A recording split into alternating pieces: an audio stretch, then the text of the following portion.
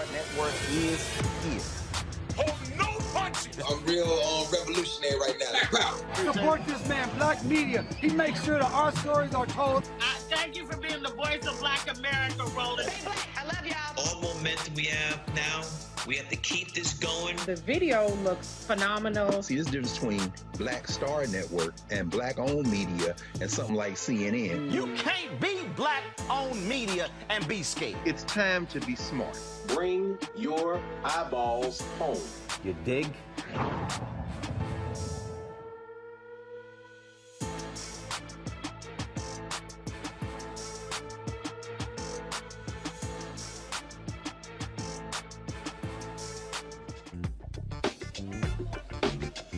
Today is Thursday, July 7th, 2022. Roland Martin Unfiltered, broadcasting live from the Mayflower Hotel here in Washington, D.C. with the National Bar Association. Will hold a dinner honoring Attorney Fred Gray, one of the 17 recipients of the Presidential Medal of Freedom. Coming up on the Black Star Network, we'll show you what took place at the White House today, where those honorees were given the nation's highest honor.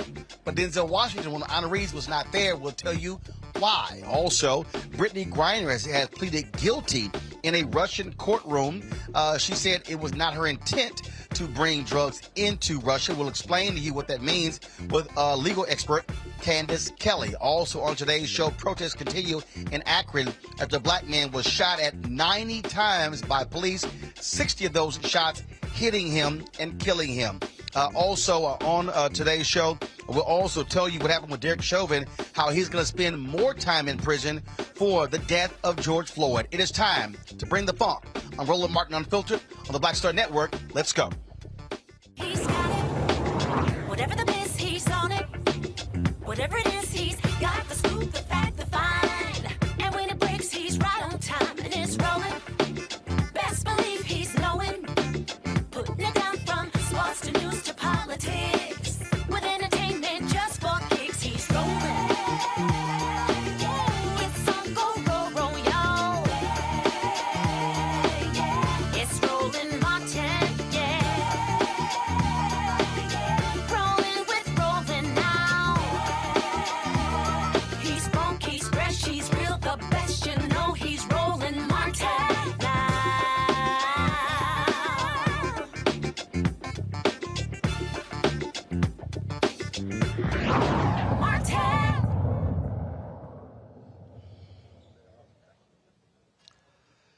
Hey, folks, today in a Russian court, WNBA star Brittney Griner pled guilty to drug charges. She was led into court in handcuffs, and during her trial today, her attorneys entered that guilty plea.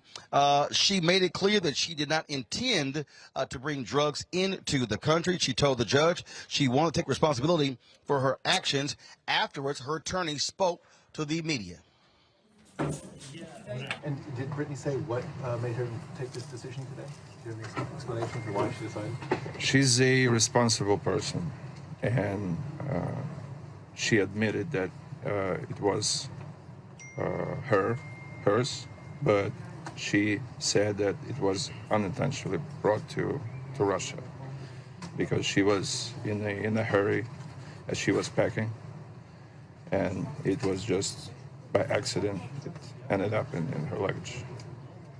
Considering her personality and that she is a role model to many people, to many young people, I think she should be responsible for her actions. The prosecution was reading the medical certificates, and what did the medical certificate said? That no drugs were found in her urine and her blood. Am I right? Well, they were reading just all the evidence that they have on the files. Yeah. Yes, you're right. Yes. Can you give us the full answer? Well, I think we will probably comment on this during the next court session when we will be presenting our evidence. But right now, nothing was found in her test examples. She was clean and she was tested, right? And what is she going, what will be the next hearing? The defense will start to present their evidences and their witnesses. Why give a guilty plea impartial today? She'll give fuller testimony to later. So why announce it today? Because the prosecution ended their part, and it was the start of the part of the defense. And later during the trial, she will have the possibility to explain herself more thoroughly. And also mitigating factors. I mean, is that the idea? To explain mitigating factors for why? Of course. Yes. Griner will be back in court in July 14th. Joining us right now is legal analyst Candace Kelly. Candace, glad to have you here. Here's the speculation, Candace, that she needed to plead guilty in order for there to be a prisoner swap that previously happened with another American who was being held there by Russia. And Roland, you're exactly right. She needed to plead guilty because when we come to the table and you want to make some concessions and even be in a position of negotiating power and have that leverage, you have to say, I give a little bit of this and you give me a little bit of that. She had to plead guilty to go through the system, to go through the court system. I won't say the justice system because, as we know, the Russian court system, when you go to court in Russia, in the court that she's in, it's expected that she's going to be convicted. There's no question about justice. It's just a question about how long will she be sentenced. So all of these wills had to go into motion where she had to plead guilty. And I think behind the scenes, her wife, the people who are supporting her the most, they have had it with the Biden administration. They have had it with the lack of negotiation. They've had it with the fact that Biden waited all the way till yesterday after Brittney Griner allegedly to say, listen, I'm terrified. Don't forget about me. On this July 4th, my father, he served in the Vietnam War. Her wife, Cheryl, is tired of it. So they went behind the scenes and they came up with their own strategy. And this was part of the negotiation. Plead guilty, and we're going to do it our own way because the Biden administration has not satisfied us enough. And that's where we are right now, Roland. But let's be honest here. The Biden administration didn't have many options here. There's a war going on between Ukraine and the Russians. The Americans are supporting Ukraine in a significant way.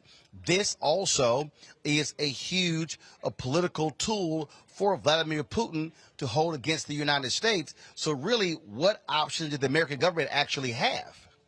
Well, listen, the fact that they were negotiating behind the scenes and it seemed like they were telling Brittney Griner's people, listen, just hold back for a moment. We're doing what we can do. Well, here we are 7 months later. They're asking, what have you done? You haven't even given us a call. A call would be good so that when Brittney gives me a letter in the mail, because I haven't spoken to her on the phone, I can tell her, hey, listen, the Biden administration reached out to me. At least that's a start. That's a beginning, giving Brittney a little hope, a little faith that she's got America behind her. And when you're over there in Russia by yourself in that particular legal system, that actually does mean a lot to know that at least some wheels are turning and that everybody's working on one accord. So they didn't have many options in terms of this is what we can do because we know that you're a political ploy, but at least have a little support. And that's what her wife and the Brittney Griner team have been saying. Can you support us? Can you give us a call? And there are plenty of families who are now coming forth and saying, hey, now that you've got your call, Cheryl Griner, we need a call too. So it's not just about Brittney Griner. There's a larger picture, as you said, in terms of exchanging political prisoners, prisoners that have been exchanged before. Now we're looking at a situation as to who do we actually exchange? And that's where the Biden administration is right now, albeit behind closed doors. But my guess is that something is going on in terms of that exchange, at least trying to happen. They just can't show their cards right now, Roland. But historically, I mean, here's one of the things. I mean, I think back to Syria, when the Reagan administration couldn't do anything with that government, and it was Reverend Jesse Jackson Sr., Minister Louis Farrakhan, Reverend Jeremiah Wright, and others who traveled over there and brought back Captain Gutman. When I think about same thing in Iraq, when Reverend Jackson went and rescued, brought back American citizens dealing with Saddam Hussein. The U.S. government couldn't get anywhere with Saddam.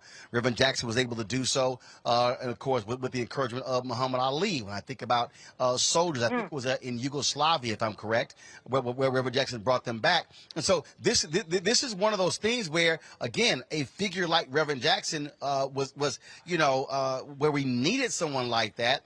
Unfortunately, he's been impacted in a severe way by Parkinson's, but having a third-party religious delegation sort of lead those negotiations, that's typically what has happened in the past because the government was hamstrung because of another government didn't want to deal with the United States.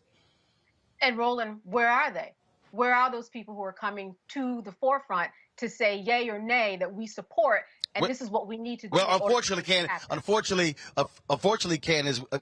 we don't have a lot of we don't have a lot of black leaders, frankly, who had the stature of Reverend Jackson to be able to go do that. True. But it's interesting that you mentioned stature because when we talk about Brittney Griner, she's a rock star over there. People know her name over here, but we just have not seen kind of this continuous support and media blitz and information about her, for all these months that we would see. LeBron James wouldn't have been over there that long. Let's be real. And that's what we're talking about. We're talking about a black. First of all, let's be clear. LeBron James would not have to play over there for money. That's right. Unfortunately, the WNBA does not pay as much, and that's one of the reasons why Brittney Griner and other WNBA stars play overseas because they can't make the same amount of money. And people watching need to understand some of these female players are making $250,000, $500,000, or more playing overseas, money they simply will never see in the United States.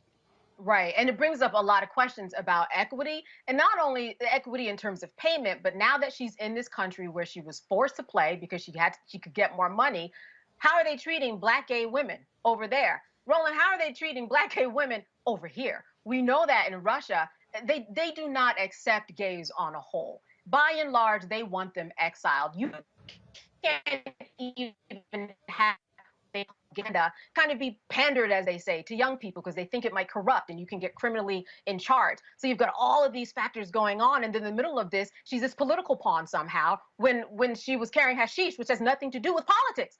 Now, I think that is really interesting in terms of what her guilty plea was. She said, yes, I plead guilty, but it wasn't my intent. Roland, that's two different things. She's saying guilty in order to appease the Russians so that she can move the needle in that regard. Yep. But in order to be guilty, you have to have the intent. On the other hand, she said, well, it wasn't my intent. I think it's very interesting that on the first day where she appeared in court, she wore a Jimi Hendrix t-shirt. Jimi Hendrix was someone who was tried. He was not convicted across state lines in Canada for having weed. He said, hey, listen, I had so many fans around me, giving me stuff, giving me gifts. Somehow it got in my bag. Wasn't his intent to do it. So I think that was good that she said, hey, it wasn't my intent because you need that. But it really does contradict her guilty verdict because the two have to coexist. But that guilty verdict, the fact that she said it, satisfied the Russians. And in her mind, in Cheryl's mind, and all the people who came to the rally for her yesterday, in their minds, they hope that this will at least push the needle and give her a little leverage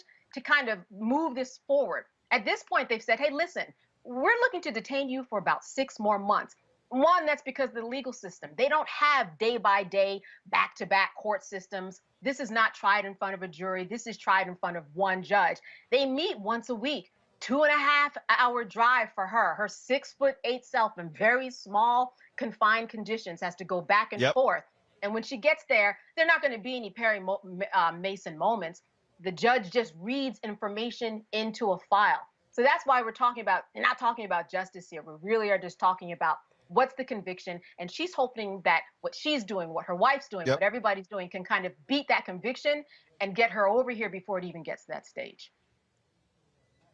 Let's talk about the Derek Chauvin case. Today he pled guilty and was sentenced to 20 years and 5 months for federal hate crimes violations in the death of George Floyd. He previously had been sentenced to 22.5 years in state prison. Explain what that means. Is this more jail time? Also, there was talk that he may be serving this not in state prison, but in federal prison. So what actually happened today in the Minneapolis courtroom? Well, what we had, as you said, that more years were put on. It depends upon how the system will look at it. He can either do it alongside of what happens, or sometimes they are built back to back in terms of the sentencing and the time that he serves. What we do know is that, once again, at least the courts are looking at this in a very serious way, where they're saying this is something that you need to have accountability for. Once again, this is a precedent-making case. And so that's what we're looking at here. We're looking at Derek Chauvin and more responsibility that is going to be left on his plate. And so that's essentially what it means. We do not know yet how this is going to play out. It depends upon what the powers that be normally in this situation want it to play out, in terms of if it's going to go back to back or if it's going to go coincide with the time that he is already serving.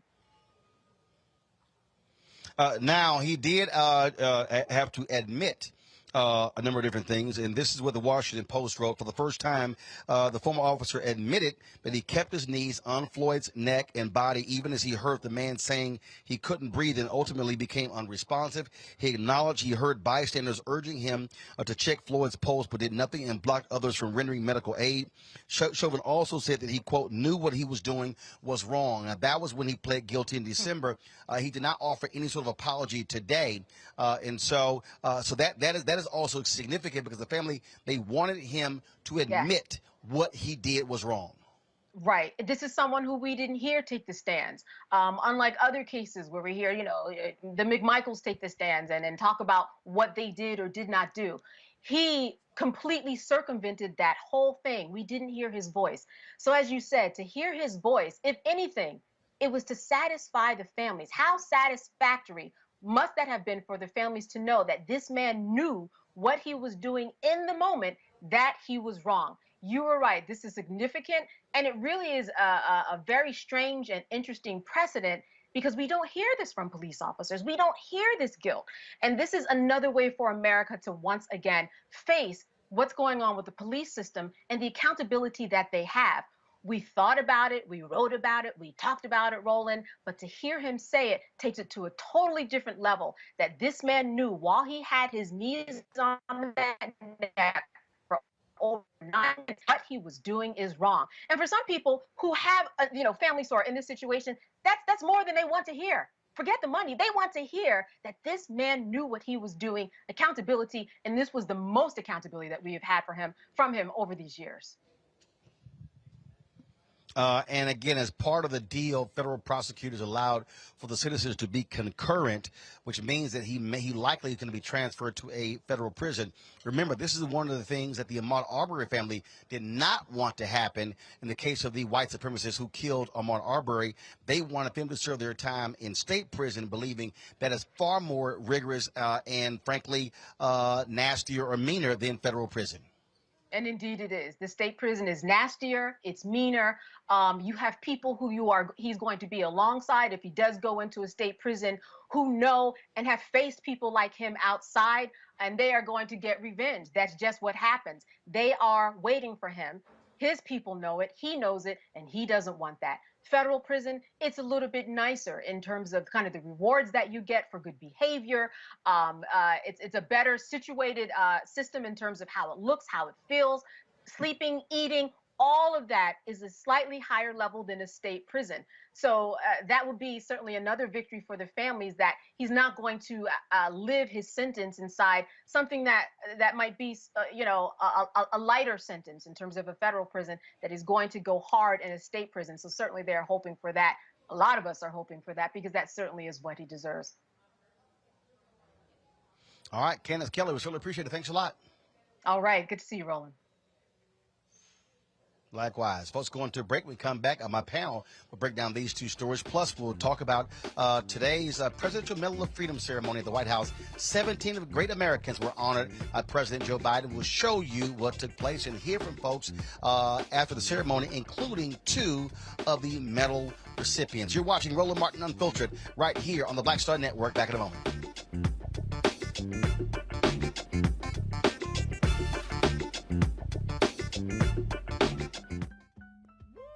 We're all impacted by the culture, whether we know it or not. From politics to music and entertainment, it's a huge part of our lives, and we're going to talk about it every day right here on The Culture with me, Faraji Muhammad, only on the Black Star Network.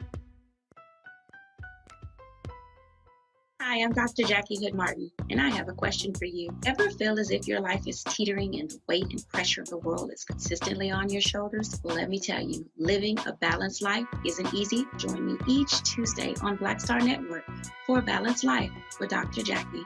We'll laugh together, cry together, pull ourselves together, and cheer each other on. So join me for new shows each Tuesday on Black Star Network, A Balanced Life with Dr. Jackie.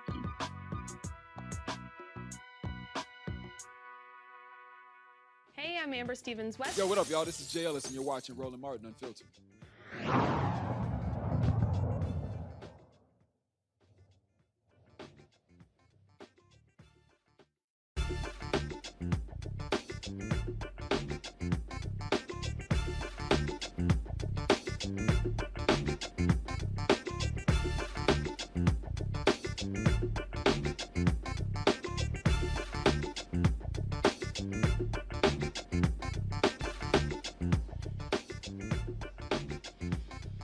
All right, folks, welcome back to Roland Martin Unfiltered. We are here at the Mayflower Hotel where the National Bar Association is holding a dinner in honor of attorney Fred Gray, one of the 17 Presidential Medal of Freedom recipients. Let's bring in my panel right now. Glad to have them on the show. Erica Savage, founder of the Reframed Brain. Glad to have you back on the show, Erica. Reese Colbert, Black Women Views. Also, Dr. Greg Carr with the Department of Afro-American Studies at Howard University.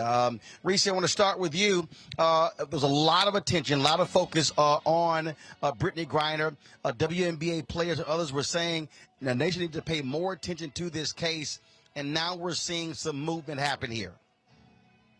Yeah, I do want to first start off respectfully to Ms. Kelly. She almost made it sound like there was no contact between the administration and Ms. Cheryl Griner when we saw just on the show on Tuesday when I hosted that she had been in contact with the Secretary of the State, Anthony Blinken, as well as the National Security Advisor, Jake Sullivan. These are not peons. These are not small-time people in the administration. So I just want that to be clear. She hadn't spoken to the President of the United States, which most people don't get a chance to speak to, but, pressure works. And so she was granted an audience with the President and Vice President, and she was satisfied with what she was told during that meeting, and she felt encouraged by it. And so I just want to put that out there because it just sounded it sounded almost like they were blowing her off, which I don't believe to be the case. And they had classified her as wrongfully detained 2 months ago. So there are a lot of things that happen behind the scenes. This is a delicate political situation. It doesn't always play out on social media. It doesn't always play out to where everybody can feel good about the movement that's happening, but that doesn't mean nothing was happening. But anyway, on another note, another thing I just wanted to say is people shouldn't take her pleading guilty at face value. We have a Dems the rules kind of people. Well, if you did a crime, got to do the time, and she broke the rules, and what was she doing over there, and yada, yada, yada. But, obviously there's a strategy here. I don't know if you guys were paying attention, but not y'all, but, maybe the audience. But they said they didn't find any drugs in her urine or in her blood. So this is not a person who's a heavy drug user. She's clearly not a drug smuggler, which is why she was facing 10 years. They tried to make it seem like she was part of an international drug ring. So I think that hopefully if this is what it takes to help move the needle forward and help expedite the process, hopefully that helps her out because she was going to get convicted anyway. There's a 99% conviction rate in Russia. It's not the trial that even we have here, which isn't always fair either. So I can't say I'm encouraged, but I'm just really hoping that there's some really good strategy behind this. But the other thing too, I wonder where Ms. Kelly got the idea that this was somehow in defiance of the administration or taking matters into their own hands. That just seemed like kind of out of nowhere. For all we know, it could have been in consult with them. So I would just be careful. I know that it's really easy to pounce on the administration, and I'm not trying to defend them and say they've been perfect, but I think we should also make sure we're putting out accurate information. Erica, your thoughts again on this Griner case. And one of the things early on, the Biden administration did ask folks not to raise the decibel, if you will, There are a number of WNBA players who talked about that as well because they wanted this to be, in terms of, they said, look, it was delicate, private negotiations, and certainly understanding her family members wanting action to be done here. We cannot discount the reality, though, that Vladimir Putin doesn't give a damn what we say. He controls this whole process. Oh, absolutely, Roland. He is judge, jury, and he will issue the verdict. One thing I also want to mention is that I talked about this a couple of days ago on another program, is that I served as an emissary a couple of years ago in the effort of a freeing of a political prisoner. And I can tell you from a national standpoint, from a faith standpoint, from a local standpoint, that it really is all hands on deck. And just for people to be aware that in 2015, under the Obama administration, the special presidential envoy for hostage affairs was stood up. So this is something that President Biden, having been vice president at that time, is intimately aware of. And there are two leaders, in addition to the leaders that Reese member, that are well-versed and very capable. And so I would caution additionally as well is for people to listen to the information. Trevor Reed, a spokesperson for his camp, he was detained in Russia for a period of years. Spokesperson said that, listen, Trevor was detained and did not want to sign a document to his guilt until the last few days, and that's when he was released. So this is due process. It's very delicate. I can say during that time period, I said practically nothing. And so, it's just now that I'm kind of sharing a bit about that process. So, to Reese's point, as, we are flooded and just used to this level of, as soon as something happens, it's made available on social media. When you're talking about, BG was one of 70 WNBA players that was in Russia at the time, the only one that was detained. As her legal team said, that she was clean, there was nothing in her system, that she is a queer woman, Black, and a WNBA player, high profile. We know that Vladimir Putin, as a former KGB officer, keeps dossiers. He's very aware of what's happening in his country. So I think for people to really take all of the information in that we're receiving and just know that just because we're not seeing it play out as we would a movie, as we would see something frame by frame on social media, does not mean something that's happening. But it also want to go to the pressure campaign that is moved forward with the signatures of many people, myself included, that have called for her release, that this is something that definitely has worked in favor of BG. However, the delicate balance of ensuring that BG is freed and that those conversations are happening with relationship to her freedom. Again, as Reese said, our government has said that she was wrongfully detained. And so this is something that people want to be engaged. There was just a rally in Arizona with a congressperson from out in Arizona that her coach from the Phoenix Mercury just had. And so they're issuing support. So, if people want to find out if perhaps there's a caucus group within their particular congressperson's area that they're connected with, do that. Please sign the petition. Please keep her name lifted above the fold so that we know that BG is not forgotten.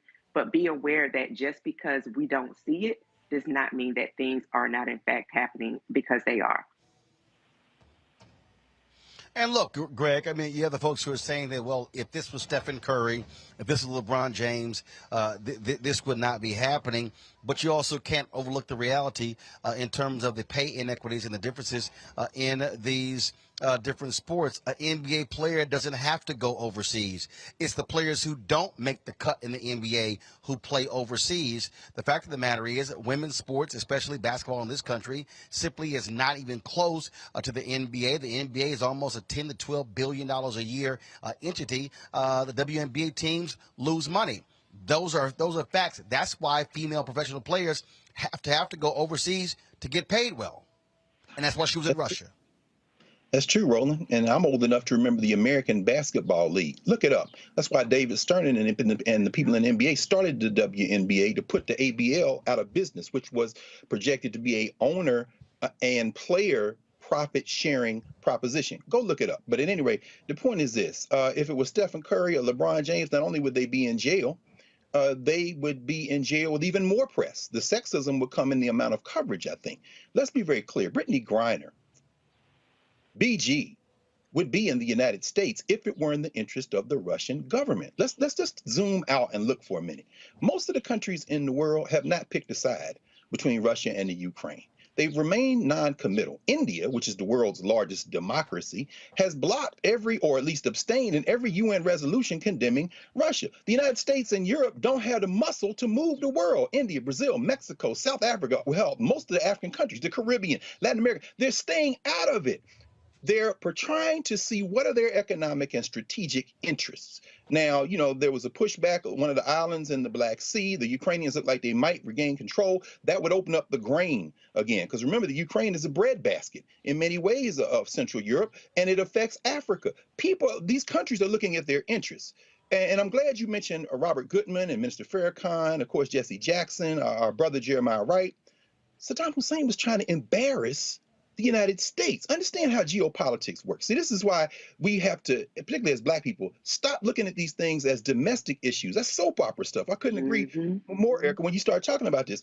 The bottom line is this. Saddam Hussein gave that brother up because it was a thumb in the eye of the United States government. Now let's get to Brittney Griner. The name people need to Google is Victor Bout, V-I-K-T-O, Bout. Victor Bout was convicted in 2011 of selling guns to the FARC rebels in Colombia and imprisoned in the United States. Victor Bout's lawyer has said this week that if the United States engaged in a prisoner swap, Victor Bout for Brittney Griner, she'd be home right now. But the Justice Department is against all kind of prisoner swaps. Meaning what? They're having a battle, as Reese says, in the Biden administration. And guess who's going off script?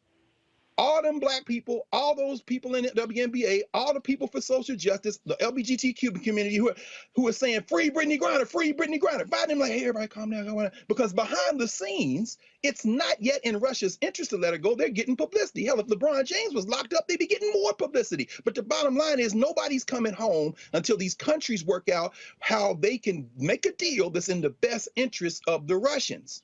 Now, all you got to do to see that this is very serious, but at the same time, that there are other forces at work.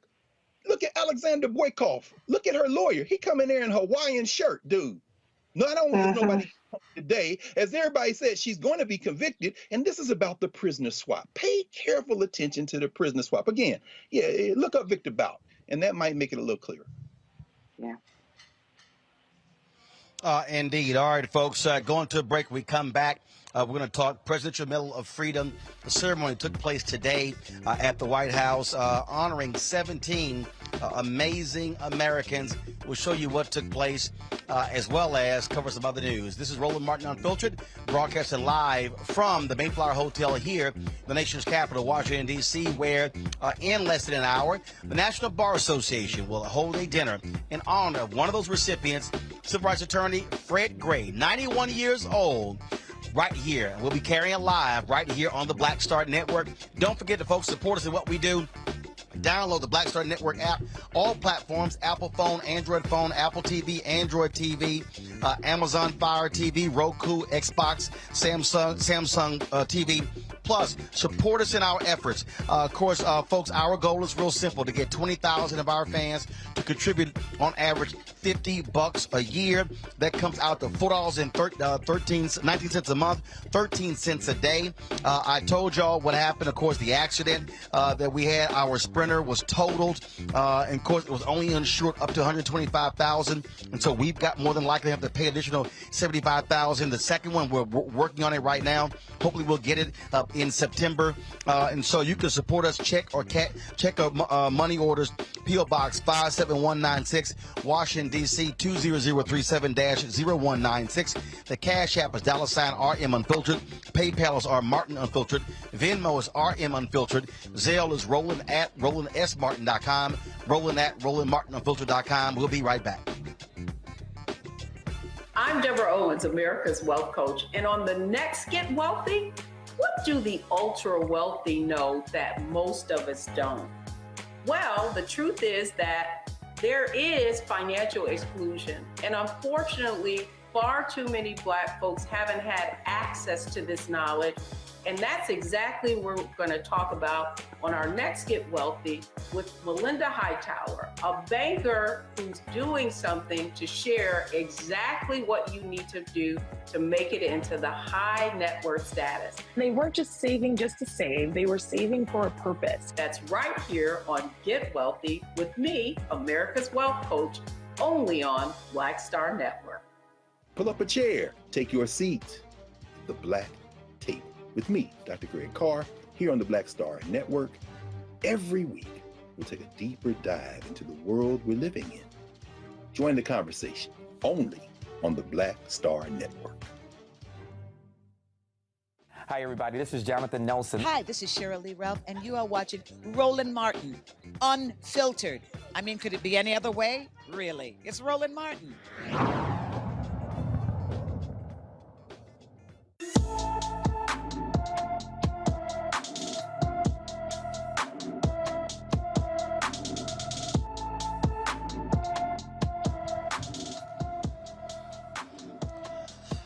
LaDae Arnold disappeared from St. Louis, Missouri on June 26th. The 7-year-old is 3 feet 6 inches tall. She weighs 70 pounds with black hair and brown eyes. LaDae may be in the company of an adult male. Anyone with information about LaDae Arnold should call the Bellefontaine Neighbors, Missouri Police Department at 636-529-8210, 636-529-8210. Folks, the ex-cop in Cleveland who shot Tamir Rice has gotten first of all, he's now got a new job from a police department in Pennsylvania. Now he is resigned after the news went public. Timothy Loman's attorney announced his client would quit his new position after the hiring sparked outrage. The president of the Tioga Borough Council posted this Facebook picture of Loman's swearing-in ceremony. The photo led to some fury on the social media platform. Remember, in 2014, Loman responded to a call saying that someone was waving a gun around, shooting 12-year-old Tamir Rice shortly after arriving on the scene. Loman was never charged for Rice's death. What's crazy here, Erica, is that the mayor said he wasn't aware of Loman's past. I guess they don't vet. I guess they don't use Google in this Pennsylvania town. Yeah, I just woke up and found out I was black. When I tell you I went straight to Facebook and saw how they had lit him up and righteously lit him up, this is why we have to pay attention to these folks who are tax-paid servants of law. Continue to follow them because he had a job and then he lost a job. And so he's going to continue to follow that same pattern. The person from within that particular council that posted that picture just the other day had posted something around Epstein's girlfriend around her sentencing and saying something smart around that. And so then people started going in to say, so what the hell were you doing hiring someone that killed a child?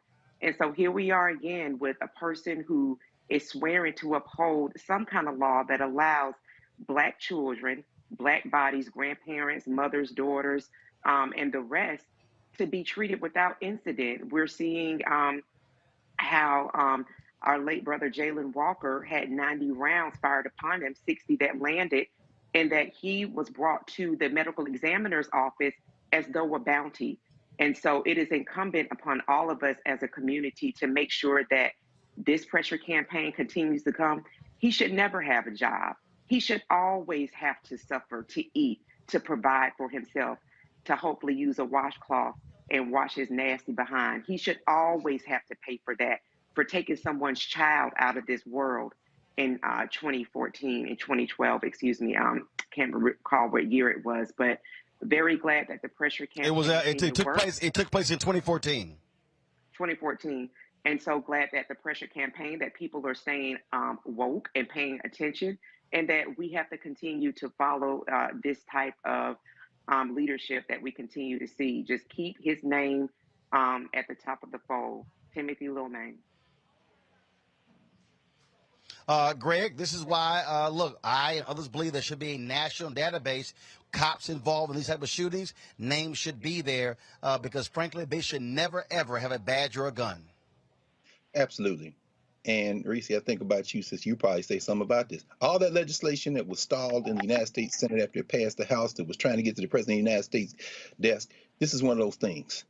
And again, Tim Michigan, Scott, you race traitor, lining up to block these kind of things, you're responsible for all of these failures, including that lack of a national database. But let's be very clear. Killing Tamir Rice was probably like a letter of recommendation for Loman in that little borough. You know, y'all look up the census count, the 2010 census. I hope for their sake that the number of people in Cuyahoga in that little borough changes, because according to the 2010 census, the number of people who lived there was 666. The point I'm trying to make is that Floyd is coming east. Now he's 4 hours from Cleveland now. He's coming east. He's right on the New York-Pennsylvania border trying to get a job. And that photograph you showed, the white dude swearing him in, looked like he had on an open collar version of that shirt that Brittney Griner's lawyer had on in that picture in Russia. My point is, it's easy going, easy like Sunday morning. And as you often say, as we often remember, of course, the old saying that Pennsylvania is Pittsburgh, Philadelphia, and Alabama in between.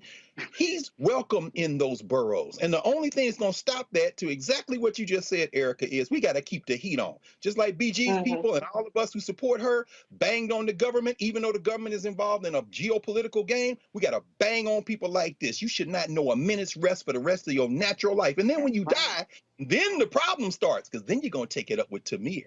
Then you're going to take it up with George Floyd. Then you're going to have to deal with Breonna Taylor. See, the ancestors waiting on your ass. That is, if you're close enough to deal with them, because you might actually be with the other people in the 666 borough that you almost got hired. I mean,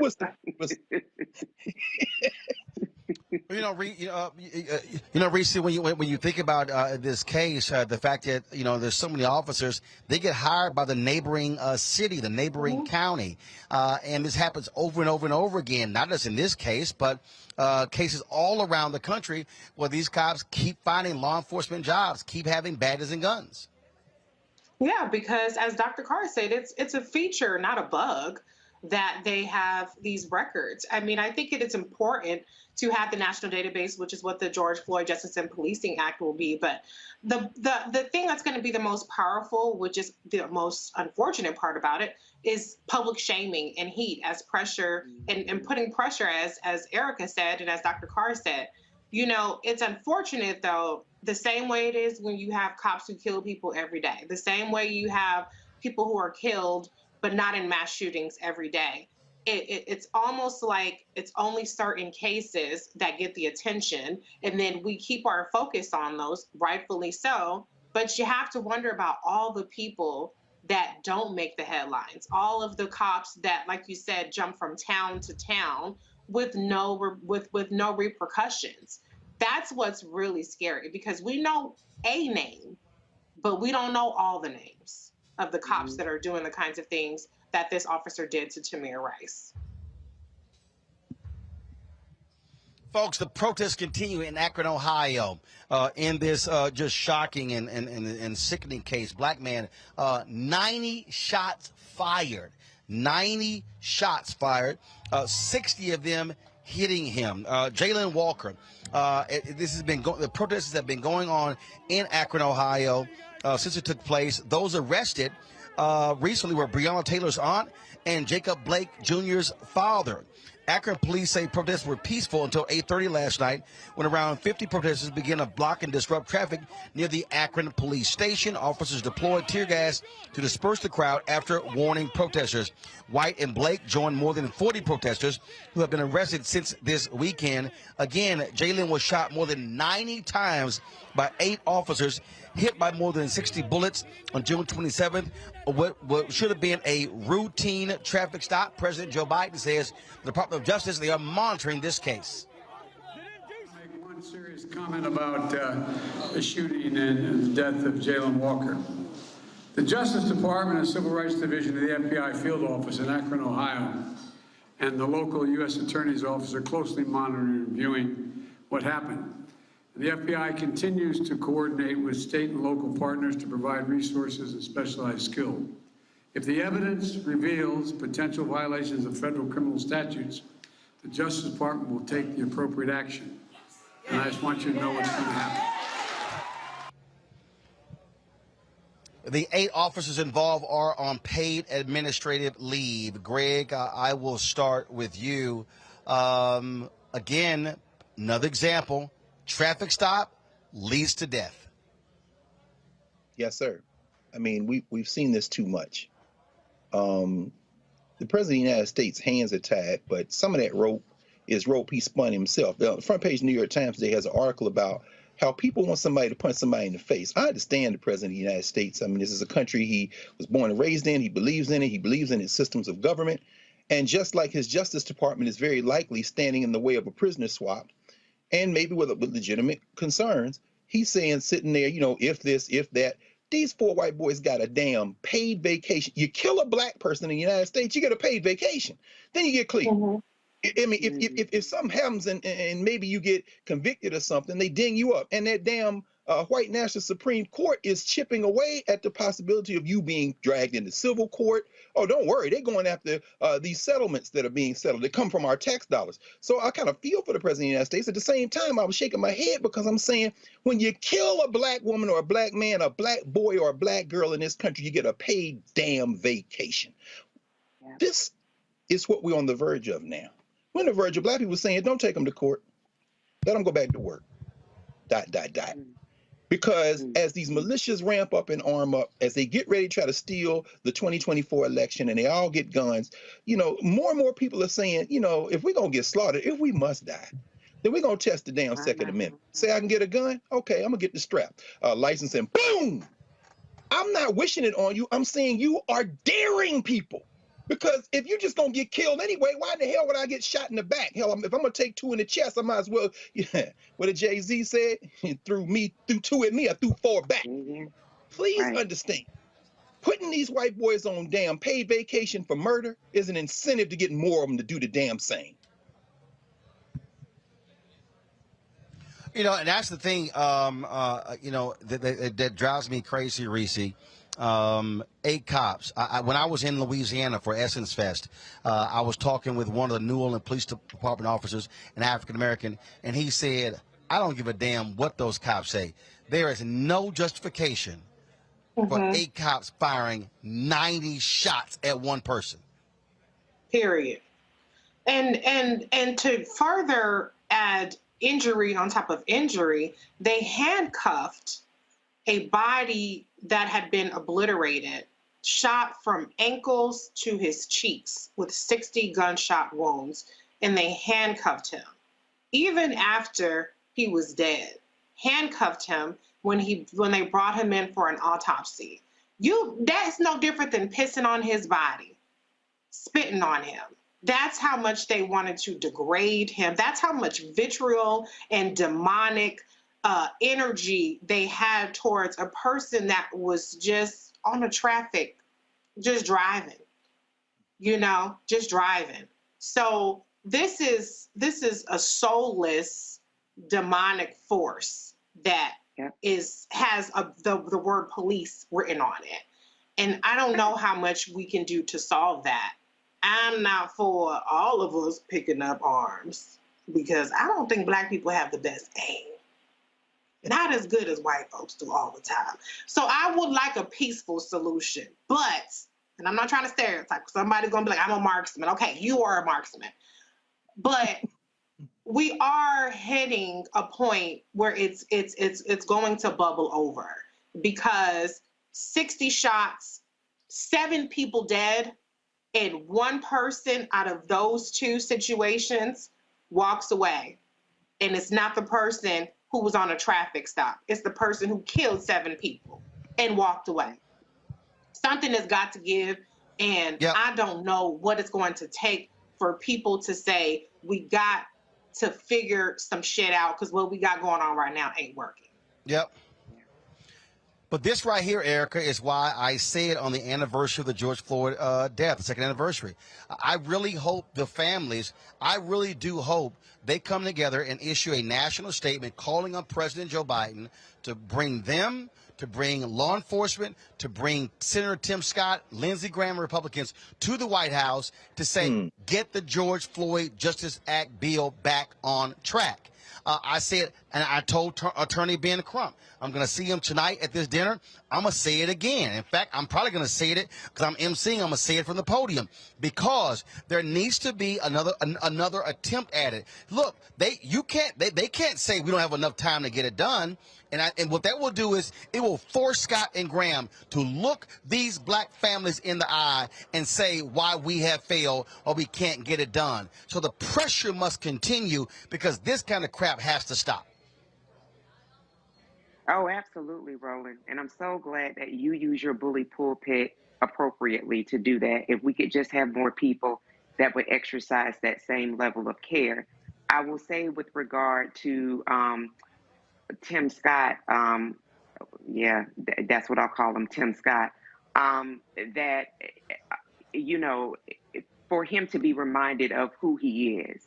And I think that continually putting in the face these black families, I think about Jayland Walker's mother, and it really, breaks my heart to have seen and listened to her as she sat in a church, a place she felt safe, a place in his and Lindsey Graham's own state where 9 black people were gunned down while having Bible study not that many years ago.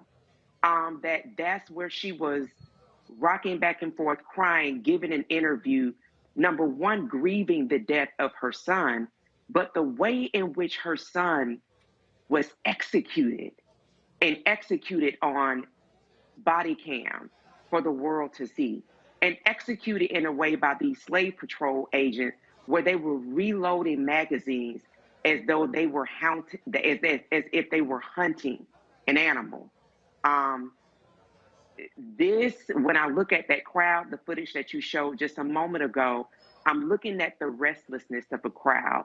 I'm seeing people that are pushing back against the police, that are refusing and saying, well, if you're going to mace me, I'm still going to record it. I'm looking at other black men coming to the aid of black men. People are tired as hell. And I think that if these folks think that there is not a bill that is coming due, baby, as soon as you put seed in the ground, it starts to germinate. And those seeds don't come up right away, but they do come up. And so for those 8 officers that are on paid administrative leave at the expense of those taxpayers in Akron, Ohio, I hope they continue to stay in the streets. I hope they keep the pressure campaigns up. And I hope that they continue to ensure that Jayland's name is not lost as we continue to face more and more gun violence. Do not let this black man's name fall to the ground. Mm-hmm. All right, folks, hold tight 1 second. We're going to go to another break, and we come back. We're going to show you what took place at the White House today. The Presidential Medal of Freedom, 17 honorees, and, of course, luminaries, civil rights luminaries, Diane Nash, as well as Fred Gray. They were honored. Simone Biles became the youngest person ever awarded the Presidential Medal of Freedom. Denzel Washington is an honoree, was not there. We'll explain why. You're watching Roland Martin Unfiltered right here on the Black Star Network. Back in a moment.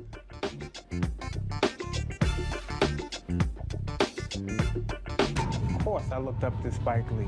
Of course, who didn't? I mean, he's a genius. But then also, I was this kid from Brooklyn, right? That felt like, give me my damn respect. I made this, this creative art, right, that people are responding to. And it would have been great if we had the opportunity to sit one-on-one. Hold on 1 second. Okay. Spike. What's up, baby? So I'm in LA right now. I got a one-on-one series with my network, Black Star Network. And I'm interviewing Maddie Rich. I appreciate that, bro. That's a big moment, man. That was like, man, that was good. Got me all choked up. That's good. Well, I'm all about connecting. Appreciate that, bro.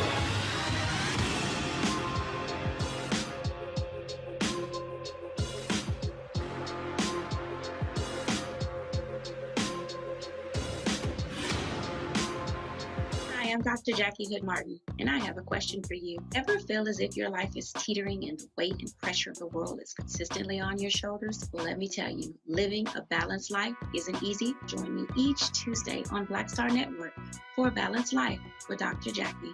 We'll laugh together, cry together, pull ourselves together, and cheer each other on. So join me for new shows each Tuesday on Black Star Network, A Balanced Life with Dr. Jackie.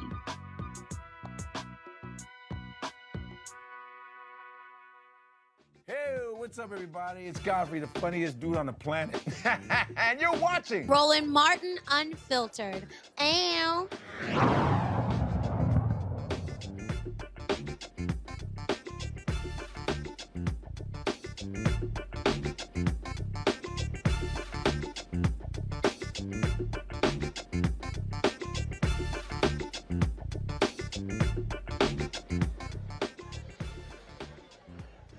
All right, folks, today at the White House, President Biden welcomed 17 honorees, actually 16 of the 17 honorees to the White House, who he awarded for the first time as president the Presidential Medal of Freedom. It's the highest honor given to an American citizen.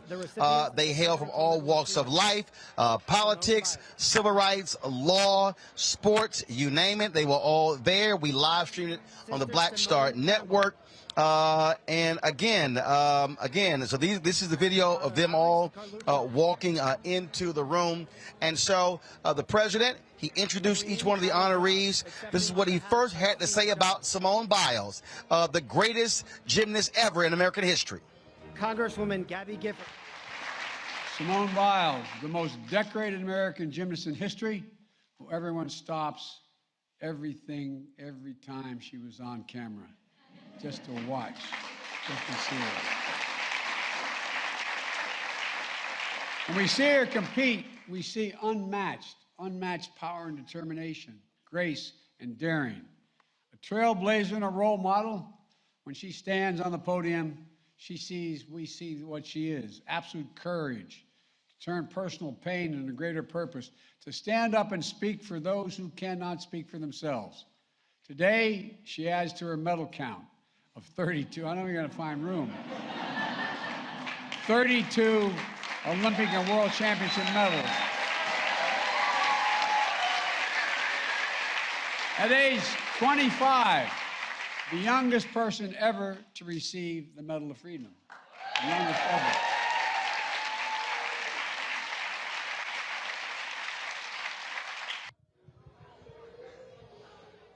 Here's President Biden saluting civil rights icon Diane Nash.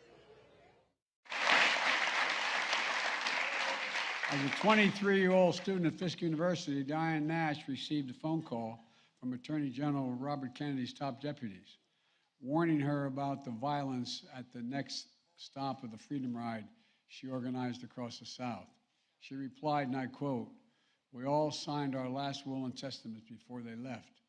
We know someone will be killed, but we cannot let violence overcome nonviolence." Think of that. With unmistakable courage and unshakable courage and leadership, Diane Nash shaped some of the most important civil rights efforts in American history. A key architect of the sit-in movement in Nashville. After 4 little girls were murdered at the 16th Street Baptist Church in Birmingham, she called for a nonviolent movement across Alabama that planted the seeds that became the Selma campaign 2 years later. Her activism echoes the call of freedom around the world today. And yet, she is the first to say the medal is shared with hundreds of thousands of patriotic Americans who sacrificed so much for the cause of liberty and justice for all. And by the way, she asked me to make sure to add that because she didn't want to take all the credit herself.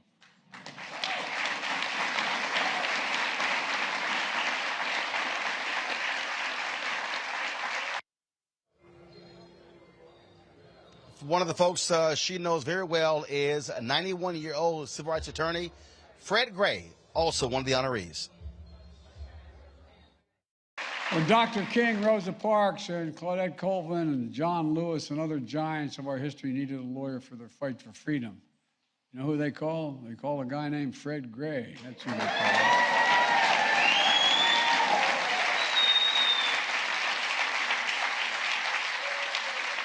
One of the most important civil rights lawyers in our history. Fred's legal brilliance and strategy desegregated schools and secured the right to vote. He went on to be elected as one of the first African Americans to Alabama state legislature since Reconstruction. An ordained minister, he imbued a righteous calling that touched the soul of our nation. And at 91 years young, he's still practicing law. He's still...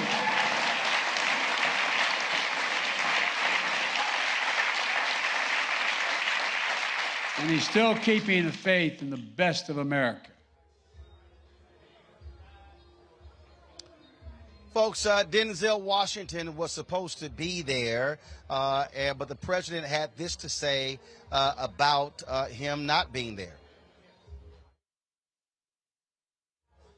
Okay, sorry, folks, we should have had that. So he announced that Denzel Washington could not make it. Well, the fact of the matter is, Denzel Washington tested positive for COVID and was unable to make it. I was texting his wife, Pauletta. Both were greatly disappointed. But the president did say in his speech that he would be awarding his medal at a later date. Also, the other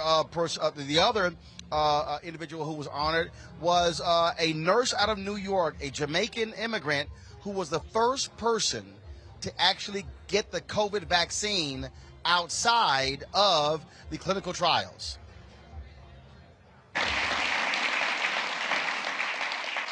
When she was 18 years old, Sandra Lindsay immigrated to Queens, New York from Jamaica to pursue her dream of becoming a nurse. As director of nursing and critical care at a hospital in Queens during the height of the pandemic, she poured her heart into helping patients fight for their lives and to keep their fellow nurses safe. And when the time came, she was the first person in America to get fully vaccinated outside of clinical trials. Sandra, as I told you before, if there's any angels in heaven, they're all nurses, male and female. No, for real, they really are. Many of you who have spent a lot of time in the hospital, as some of us have, you know. Doctors let you live. Nurses, male and female, make you want to live. Make you want to live. Sandra's vaccination card and hospital scrubs and badge are part of the Smithsonian National Museum of American History exhibit on COVID-19. Today, she receives our nation's highest civilian honor and deserves it. Sandra Lindsay, again, there, the Jamaican ambassador. Ambassador Marks was there to see that take place. Other people there, Senator Alan Simpson, Cindy McCain accepting the award on behalf of her late husband, Senator John McCain. Lorraine Powell Jobs, the widow of Steve Jobs, was there also, founder of, first of all, there were other people who were there as well, just amazing individuals. Former Congresswoman Gabby Giffords was there as well, a strong proponent of gun laws, and so many others who were receiving the awards. Now, when it was all over, there was a pianist that was playing different music, and then all of a sudden began to play, lift every voice and sing. And of course, when that happens, black folks gonna sing the song.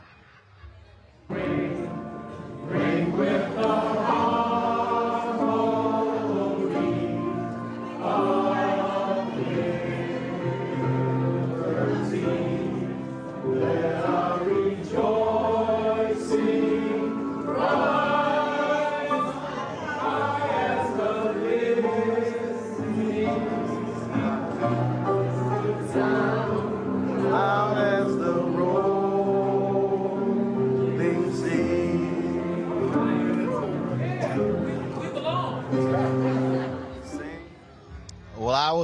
Well, I was there in the room shooting that video, got a chance to talk to a number of people afterwards, talk about this important day.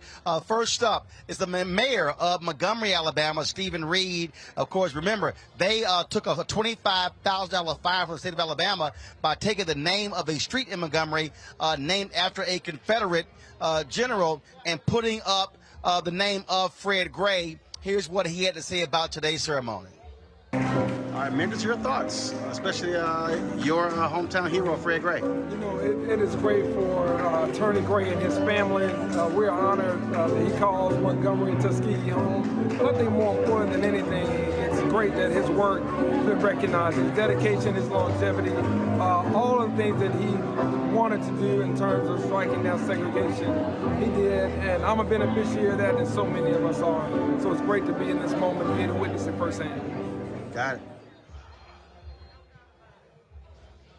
Former U.S. Senator Doug Jones, caught up with him as well. Obviously there are some big names up there, but being from Alabama, just your thoughts about Fred Gray. My friend Fred, my hero Fred, absolutely long overdue honor. One of the unsung heroes of the movement. I'm not sure how far the movement would have gotten without a brilliant young Fred Gray, really putting his career, his life on the line. An amazing man, and still going. I mean, still going. He doesn't age. 91 years old, still practicing law. He doesn't age. It's just phenomenal. I'm so happy for him, his family, and frankly for the state of Alabama. All right, appreciate it. Thank you. All right, that was, again, former U.S. Senator Doug Jones of Alabama.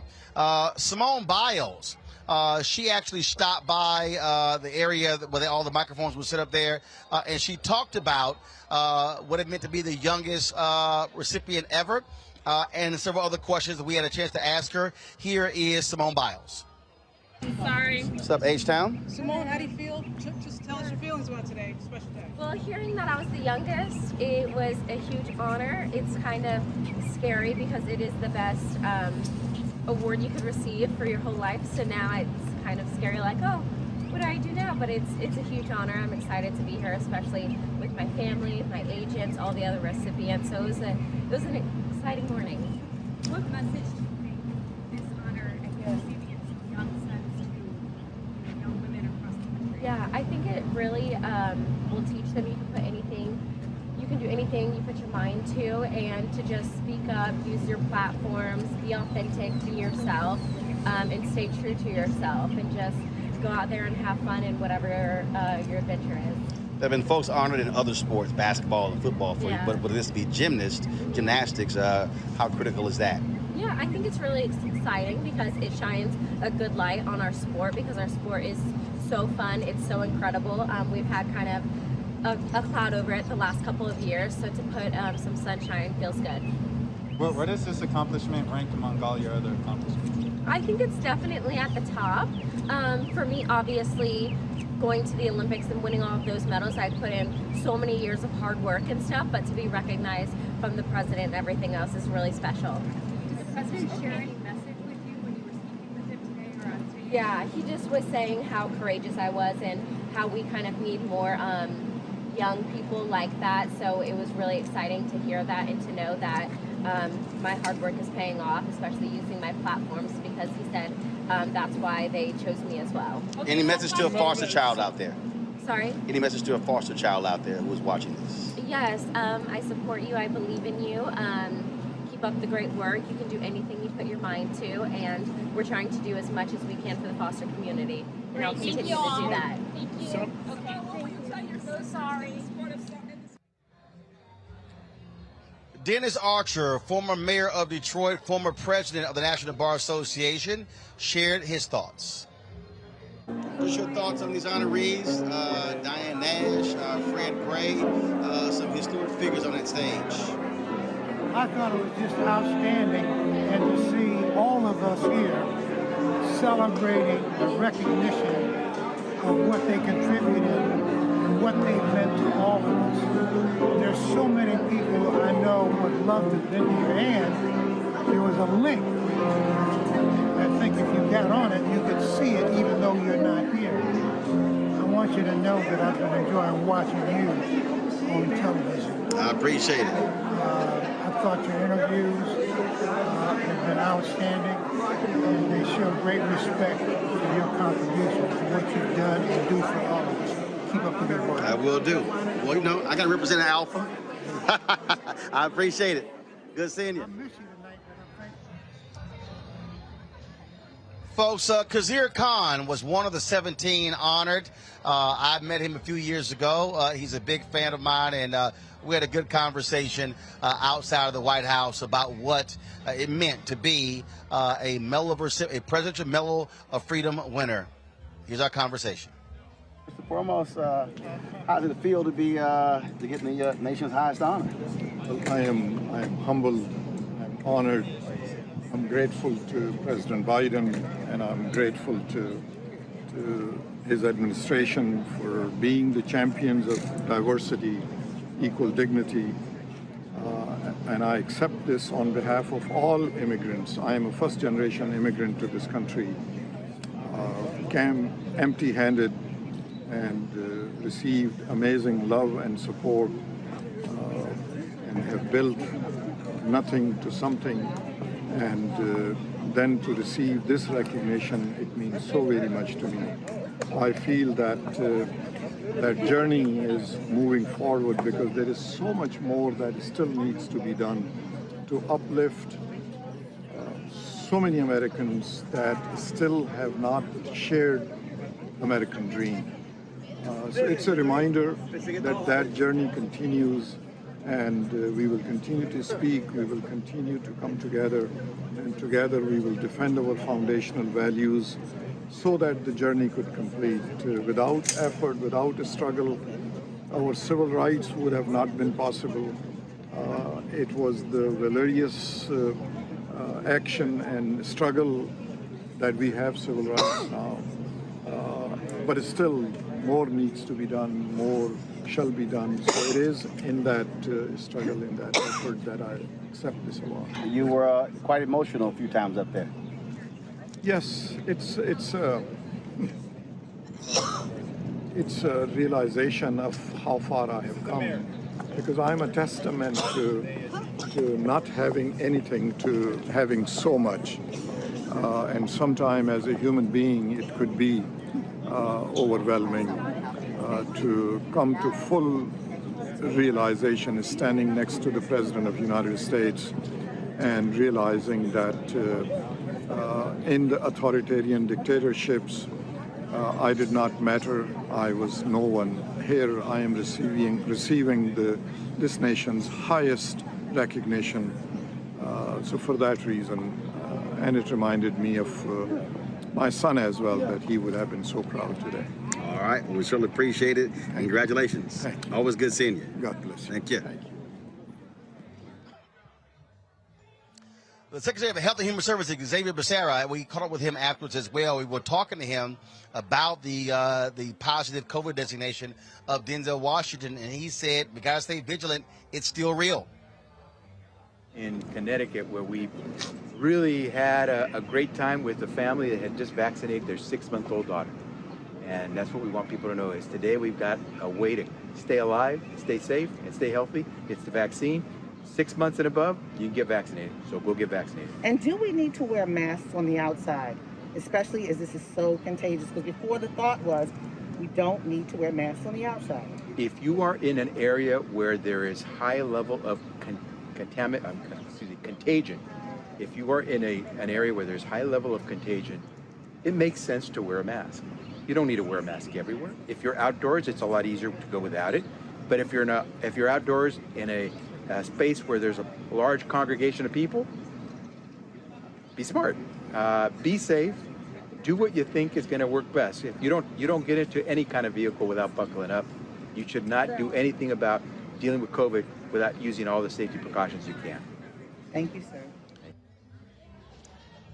Yeah, we did have an opportunity to ask him his thoughts about today's ceremony, and here is the Secretary. Reads there, who were you most excited to see be honored by the President? You know, I'll be honest, I've known some of them for years. Some of them have stories that are compelling, especially for someone of color. But I will say something, given today's circumstances, Alan Simpson, Senator Simpson from Wyoming, Republican, he and I have a deep friendship. Not because we agreed on so many things, it's because we were able to disagree and still be friends. And I have great fond memories when I served on the Simpson-Bowles or Bowles-Simpson Fiscal Commission. He was nothing but a gentleman, And I probably, of all the people, wanted to, as a friend, say something to him. But I will tell you, you had giants in that room. Giants who fought for civil rights, giants who fought for the respect and dignity of others. You know what? It's great that we do this for Americans because it shows who we are. But it was great. I got a kick out of seeing Alan Simpson. The guy's about 2 times my size, but it was great to see him. Denzel didn't show up because he had COVID. That's right. I think everybody in that room was there because they wanted to see Denzel Washington. So we'll have to come back again, right? But what does that send to? What message does that send to America that Denzel didn't even show up for the highest civilian award for any person? You know, when you're a no-show for your own event, you know, that's how powerful COVID can be. And that's how powerful the message should be. Get vaccinated, get boosted, get your children vaccinated, because we don't want to be sick. You don't want to miss your award ceremony. And he's double boosted. I was texting his wife, so she's double boosted. Listen, I'm double boosted and I got COVID twice. In a month. Same here. In a month, yeah. Yeah, so I probably had every variant you can think of. And that's because I got to be around a lot of different folks. Yep. But hey, we know what it takes to be safe. We know what it takes to stay alive.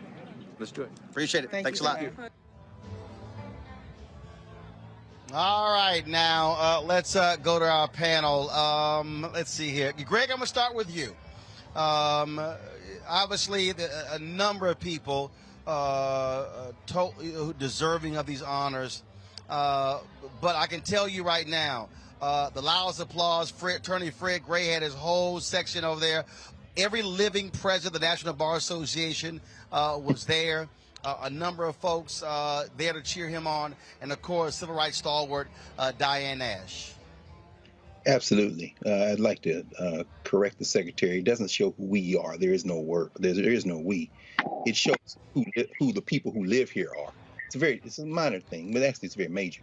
You know, leave it to one of the greatest actors in the history of motion picture and theater to steal the scene, because now he gets his own individual ceremony. So shout out to Denzel Washington. But that having been said, you know, Simone Biles obviously deserves that medal. I mean, of course, it's the Medal of Freedom, which means really doesn't mean a whole lot. I mean, it's demographics. It almost looks like Democratic National Convention, right? They checked all the boxes. They got Megan Rapinoe for LGBTQ. They got the bipartisanship with Simpson and John McCain, Richard Krumka, the old labor movement. You know, he's warming up for the midterms. But setting that aside, you know, and I know Fred Gray is your friend. You've interviewed him. I suspect you might see him tonight if I'm reading the tea leaves here. But, you know, Fred Gray just published a book, and I just got it a couple of weeks ago, Alabama versus King. This is his other book that follows up his memoir, Bus Ride to Justice. And we think about that number 25. Fred Gray was 25 years old when the Supreme Court affirmed the lower court in the Montgomery bus boycott case, breaking the back of segregation in Alabama, and by extension, setting that crack throughout the country. So, I mean, if this were a country where there was a we, he'd have gotten that medal along with Coretta and along with Martin and along with everybody else in Montgomery, E.D. Nixon, Rosa Parks and them, and Joanne Robinson. They'd have got that medal in 1956. But 3 years later, as he opens his autobiography, Bus Ride to Justice, he went up the steps of the Supreme Court and argued for Dr. Charles Gamillion, Dr. Gamillion in Tuskegee, Gamillion versus Lightfoot, and rewrote the law on gerrymandering. That's Fred Gray. Fred Gray represented the victims of the Tuskegee syphilis experiments, the Freedom Riders, some of the Montgomery marchers. And shout out to the Alabama State Bulldogs, because that's where he went to undergrad. And I saw my friend Crystal Gregory there singing the Black National Anthem, or the National Anthem, as I call it. Francis Scott Key, I don't know what the hell that is. But, you know, she's an alum of Fisk. And I know she was in that room because the great Diane Nash of Fisk Bulldog got that medal around her neck. So that was a beautiful thing to see. Rolling in. And if when you see Fred Gray, which I suspect you will shortly, I sure wish I could get him to sign Alabama versus King, because my copy of his autobiography is autographed. Fred Gray is not only a legend and a hero, that's what a black lawyer looks like. Everybody take note of what a black lawyer in America looks like. It's Fred Gray, bro. Well, Greg, if you here in D.C., get down here. I'll make sure it gets signed. And so I have to actually, we're at the Mayflower in D.C. I have to do an actual fireside chat with Fred Gray. And so if you're looking for it to get signed, come on down here. I'll make sure it happens. Reese, I want to go to you. Some amazing folks, obviously on that stage. Beyond Fred, beyond Diane, beyond Simone Biles, the most decorated woman in U.S. military history as well. And one of the closing lines of President Biden, he said to the people on the stage, he said, "This is America. This is America in terms of its diversity." Khizr Khan, Pakistani immigrant on that stage. Sandra, Jamaican immigrant on that stage. I know that drives them ADOS folks crazy, but that's the reality of what happens in this country. I would say it's the promise of America. It's the America we aspire to, right? But we ain't quite got there yet, because there's the other side of America, which we've seen on the news and which we've talked about. But, ever the cynic, Dr. Carr, I'm with you on the diversity tips, but I'm going to just set that aside and just go ahead and be happy for the people who were celebrated.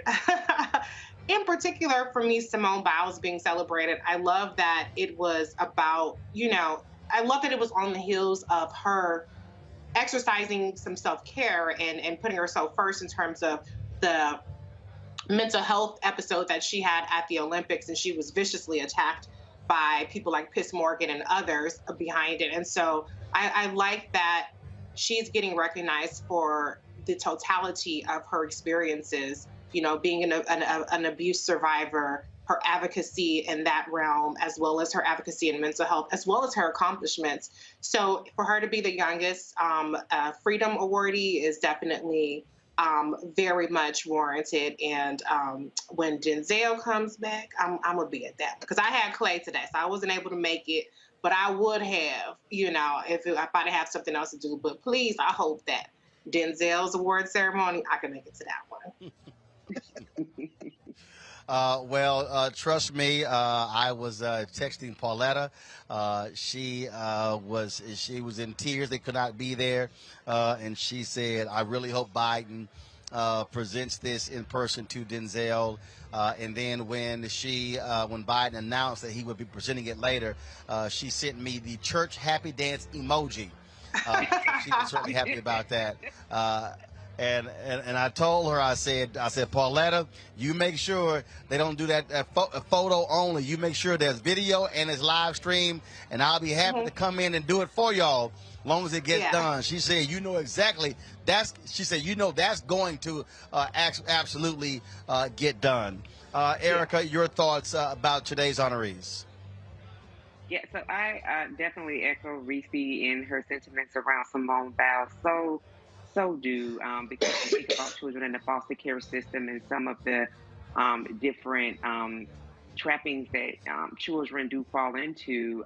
It is just amazing to see how she has flourished and really is a beacon and a voice for that community as well. So glad to see her, the nurse who her work continues forward with mental well-being. And so definitely championing what she did. It was just a pleasure to see. And I took to great heart seeing Mr. Khan. And I put my hand over heart a few times. I'm so glad that you interviewed him again, Roland, and showed him to listen to him talk, because I can remember in the not too distant past, an orange son of a Klansman ridiculing him. And the level of strength that it took to address someone who defamed not only he and his wife, but his son who passed defending his country, something Bone Spurs and anything that he's connected to know nothing about. So that was really heartwarming to see him, to hear him, to see him be honored in that way, and just really to see all of the people that were there that were being honored in such a beautiful way. It really does kind of give us a real selah, just a moment to pause and to breathe and just to really celebrate folks. So really glad to see the interviews that you got to know that you were in the house, and to see some well-deserving people being lifted forward.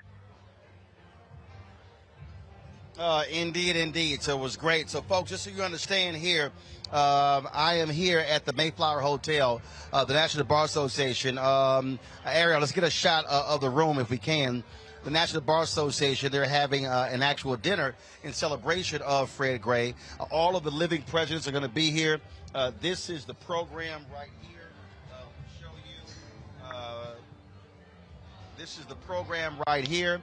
President's Dinner celebrating Presidential Medal of Freedom, the Honorable Fred Gray Sr., Sheila Jackson Lee, honorary co-chair, Terry Sewell, honorary co-chair, and Alicia Hughes is the dinner chair. So Reverend Al Sharpton was supposed to MC this, to my understanding. They texted me yesterday when I was in Birmingham asking me to do it.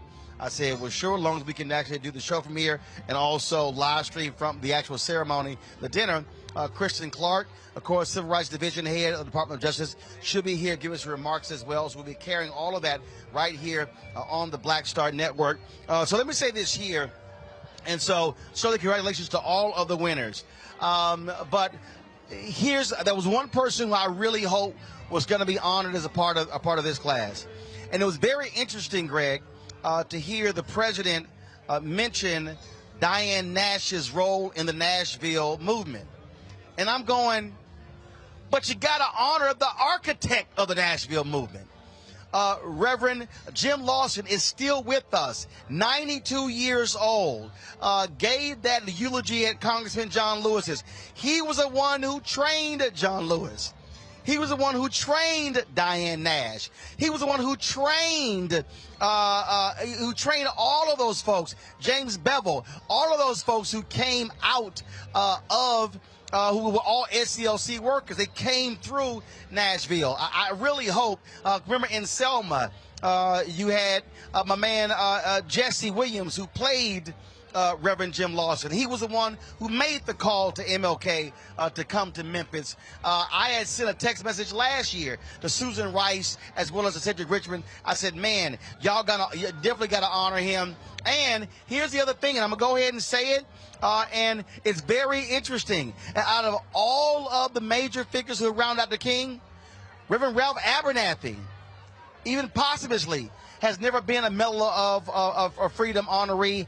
I think he's deserving, and there's absolutely no doubt, Greg, that Ella Baker should be honored posthumously with the Presidential Medal of Freedom. Your thoughts on those three civil rights figures? Brother, when you said Ella Baker, I thought about Septa McClark, and I thought about Miss Hamer, Fannie Lou Hamer, and so many others. You know, this just goes to show you, and again, no, I'm not being cynical, Reese. My eyes are wide open. I just don't let America get off for its sins. And I think there may be one reason why Jim Lawson doesn't have one, quite frankly, because he doesn't have a champion. You know, I watched and listened to Congresswoman Sewell over the last couple of days, and she fought. She fought for that medal to hang around Fred Gray's neck. And she'll be there tonight, and I'm sure she'll tell that story again. You know, I'm not sure that the other figures you mentioned have a champion. You know, there's a lot of this is politics. And all due respect to entertainers and athletes, and I don't care who they are. This isn't singling out any athlete who's gotten one or entertainer that's gotten one. This were a country, a nation, as opposed to kind of place where people have to jockey for position and you got somebody got a cape for you, then everyone you named and everybody else would have one. It wouldn't just be them. It would be, you know, I mean, you name it. Does Constance Baker Motley have one? I mean, you start talking about sisters who deserve one before just about anybody else, then you got to have her on the short list. I mean, but Ella Jo Baker, without Ella Baker, arguably you don't have the formation of SNCC in the way that it looked. And if you brought all of the ancestors back who were part of SNCC and brought all the ones who are living together and said, if you could give out one medal, who would it be to? They might say Ella Jo Baker. So, you know, we'll see going forward, but some things you just can't explain. If you don't have a champion, you know, maybe if Marcus Garvey had the right champion, Barack Obama would have issued a pardon, or maybe Joe Biden would. But, you know, it's too much of this is politics. And you can give out as many of them as you want. And so maybe we need to, I think, to what you're raising, maybe we need to now just say, you know, if you're going to have the next black neck around that medal hangs around who's still breathing while you got a chance, need to be Jim Lawson. That's a good point you're raising, brother. Absolutely, absolutely. I will say this here. There is a member of Congress, Representative Rosa DeLauro, who has introduced the resolution to award the Congressional Gold Medal to Constance Baker Motley. And that actually was reported on in February. And so, look, I'm going to be the champion for those three. That is Lawson, as well as Baker and Abernathy. And I can tell you right now, when I interviewed Juanita Abernathy, before she died, I interviewed her in 2018 in preparation for MLK 50. I can tell you that, and I'm telling folks, understand, it is extremely painful for the Abernathy family to see folks like Andrew Young, Reverend Jackson, Reverend C.T. Vivian, Joseph Lowry, Reverend Congressman John Lewis, and so many others get the Medal of Freedom over these years, and Abernathy never has. I can tell you for a fact that, we were in there, and Anthony was there shooting with me. The pain and the bitterness of that family is evident. And there are a lot of people who believe that a lot of civil rights people who are still upset with him for writing in his book about Dr. King allegedly having affairs the night before he was killed. But there's no way that you can honor a lot of these civil rights folks and you not honor the man who literally was standing right next to King. And as King said, without Ralph, it ain't possible. And so I just think, again, for history's sake, and I know somebody watching right now or saying, well, Roland, somebody's passed on. Yeah, but it's important for history's sake. It's important, for that acknowledgement. And that's why it's important that Ella Baker be recognized. And in many ways, Ella Baker, folks, if y'all want to go read Barbara Ransby's book on Ella Baker. Ella Baker, in many ways, was like Reverend Jim Lawson.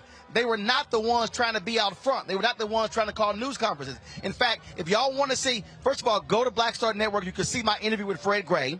You can also see my interview with Reverend Jim Lawson. Reverend Lawson said his last image of MLK was MLK in the pulpit at Mason Temple on April 3rd, 1968.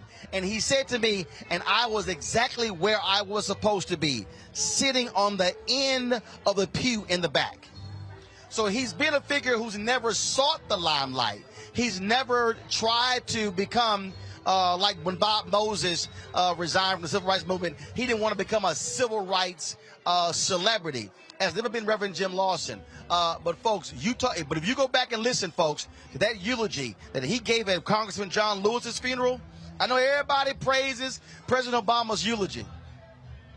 No, the eulogy that was preached was by Reverend Jim Lawson. And that man still sharp in mind at his age and still talking about a movement building and how to get done. His advice for Black Lives Matter. And I'll leave folks with this here. And if y'all see my interview, it was an amazing piece. Reverend Jim Lawson could have gotten a deferment for World War II. I think it was World War II. World War II, the Korean War. He could have gotten deferment because he was a seminary student. This man is such a non-violent person. Yes. He chose not to accept the deferment, and he accepted federal prison. That's right. To show how much he's against the war. He could have gotten deferment by saying, hey, I'm clergy. He said, I'm going to reject your deferment, send me to prison because I will not go to war. An amazing figure, an amazing story. And again, a lot of people don't know about him. They don't know about the Nashville movement. But if you want to understand the Southern Christian Leadership Conference, if you want to understand SNCC, you have got to look at what the Nashville movement did. And so an amazing figure. And so I hope it happens. And trust me, White House folks will be hearing from me tomorrow about Reverend Jim Lawson and Reverend Ralph Abernathy, as well as Ella Baker. And Reese, I fully expect you to drop in a little word to your homegirl. Okay, I got you.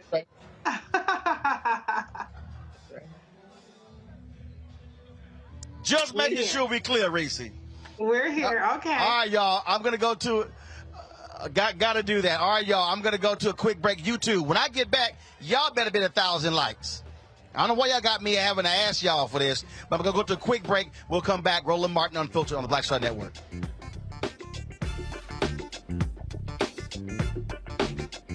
I'm Deborah Owens, America's Wealth Coach, and on the next Get Wealthy, what do the ultra wealthy know that most of us don't?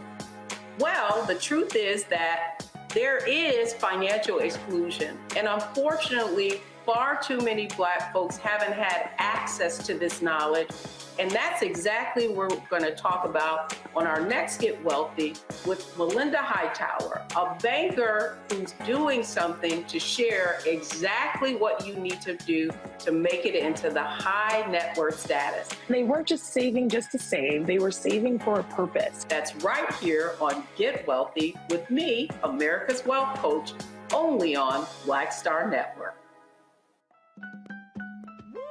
We're all impacted by the culture, whether we know it or not. From politics to music and entertainment, it's a huge part of our lives, and we're going to talk about it every day right here on The Culture with me, Faraji Muhammad, only on the Black Star Network.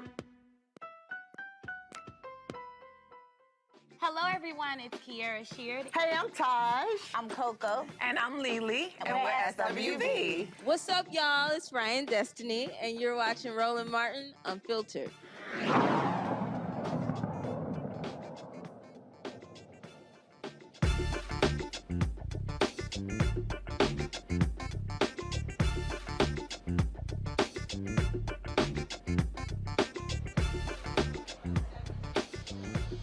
All right, folks, welcome back to Roland Martin Unfiltered. We're here at the Mayflower Hotel for the National Bar Association dinner honoring attorney Fred Gray for being one of the 17 recipients of the Presidential Medal of Freedom. I have been off for the past couple of days. Reese Colbert filled in for me on Tuesday. Larry Walker filled in on yesterday. If y'all want to pull the video up, we were, of course, I had to fly back to Alabama because Deshaun Smith, who is our driver, he was driving the Rover-Mobile, our sprinter, from New Orleans back to D.C. with our equipment when he was basically forced to swerve. So there was a white man driving a white Malibu who kept, like, Deshaun would change a lane, he would change a lane. Deshaun would change a lane back, he would change a lane back. It's kept going back and forth. Folks, if y'all could go ahead and play the video, if you have that. And so Deshaun said that he decided to back off, allow this guy to go forward. And what this guy did was something that was just absolutely heinous. So what he did was he actually pulled up alongside Deshaun, looked at him, smiled, jumped in front of him, and then slammed on his brakes, causing the Deshaun to swerve. And the sprinter flipped over, y'all, flipped over 7 times.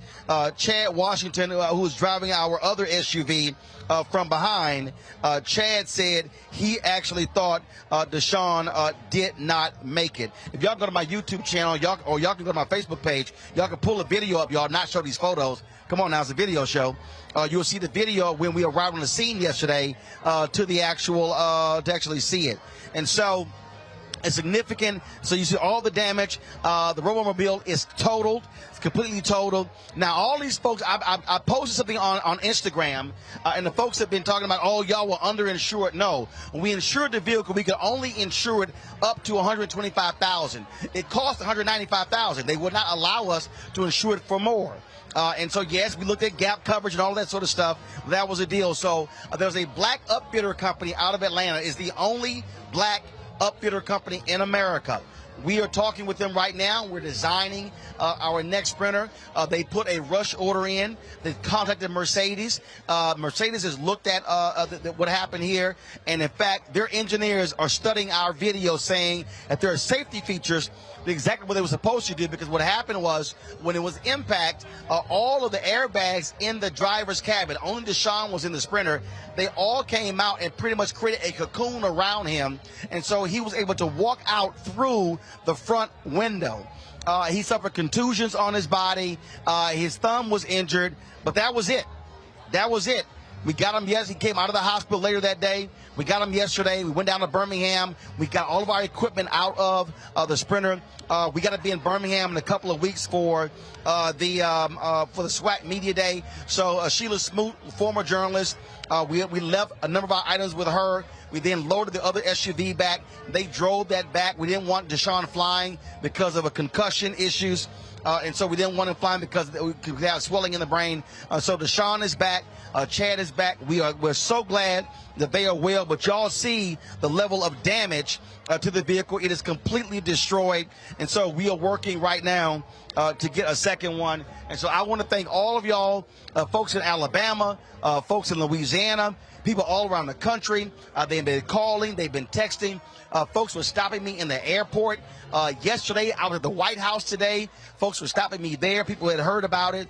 And so we appreciate everybody. And like I posted on Instagram, we're going to have to, look, Obama is going to cost us probably another $75,000 to $100,000 to pay for a new one.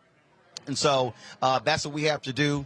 I have people talking about, what about all the advertising money? Bottom line, y'all, nobody budgets all of a sudden have to drop another $75,000, $100,000 on a vehicle that we only got 18 months ago.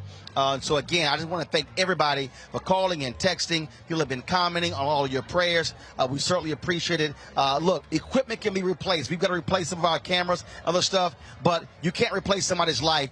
And so we certainly are glad that Deshaun is well.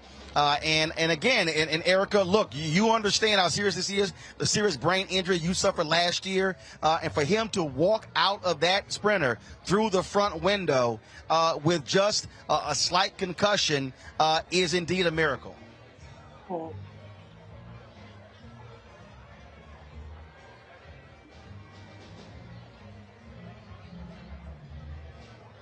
And I know it's tough for you, Erica, to see that because what you went through, and you've gone through more than a year of rehab.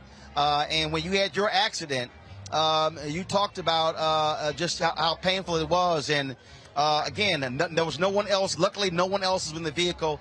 And folks, this person did this on purpose. Unfortunately, nobody captured his license or nothing. But he literally looked at Deshaun, smiled at him, and pulled in front and slammed his brakes, causing Deshaun to have to swerve. Roland, I will say this with relationship to Deshaun. Praise God he's still with us. Because March 15th, 2021, the 18-wheel truck that hit me, the driver did that intentionally as well. He hit my car, which is a Mercedes, thank God, German engineered tank twice from the back. And the doctor that I saw when I got back home said to me that, Erica, it was not only your faith, it was that car that saved your life. And so when people get into their cars, my boyfriend and partner was just talking to me around this, they get into their own world. And so that somebody would be so amped up in their car that they would literally weaponize their vehicle and cause undue harm to a person is completely sinister.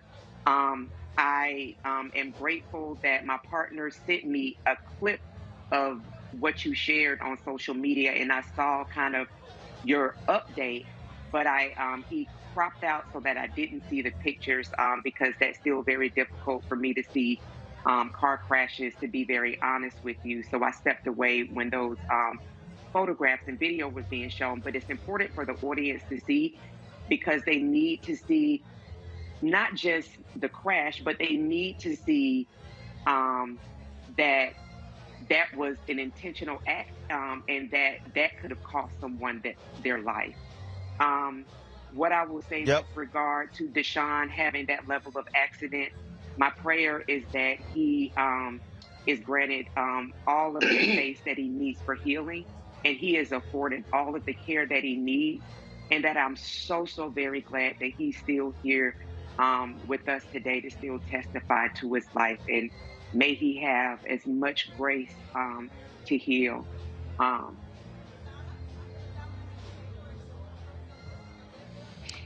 Reese, it's real interesting. I always got these haters out here, and they're like, he asking for money.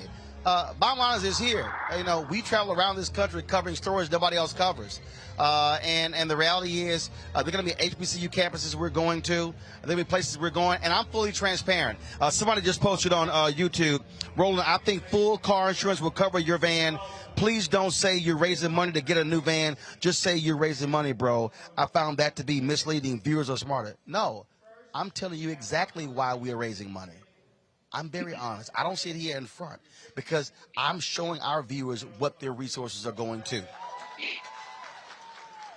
Yeah, and y'all, that's what you took out of Roland's testimony, out of Deshaun's testimony, out of Erica's testimony, is Roland. It must be just trying to get some money. Go to hell, bitch.